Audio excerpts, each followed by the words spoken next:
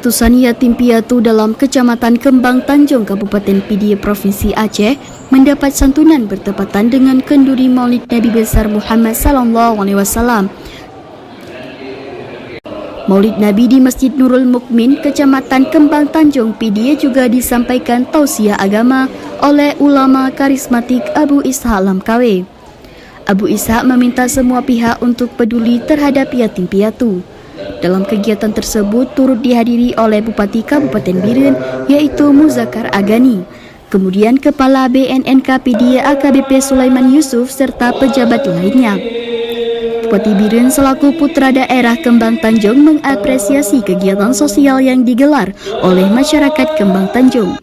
Muzakar Agani meminta semuanya untuk terus menjaga kekompakan dan melanjutkan program sosial yang bermanfaat bagi yatim piatu.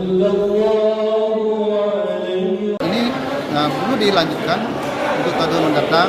Tidak hanya santunan seperti ini, juga perlu perhatian kita karena yatim itu adanya warga Kemenanjung yang memberikan biaya siswa yang terus menerus kepada anak-anak itu biar dia bisa sekolah seperti mereka merasakan adanya orang tuanya. Itu saya kira.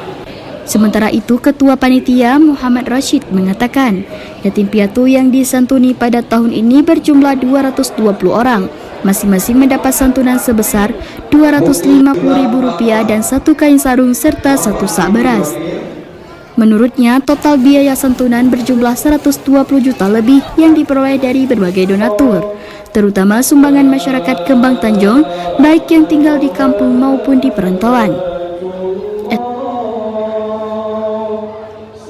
Kalau santunan tahun ini dengan anggaran Rp123.707.000.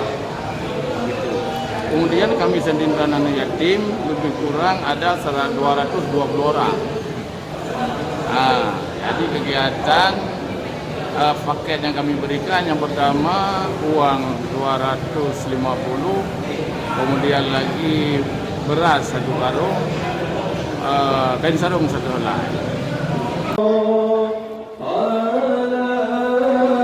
Muhammad Rashid menambahkan rasa kepedulian terhadap anak yatim piatu harus ditingkatkan agar mereka tidak tersisih di lingkungan masyarakat.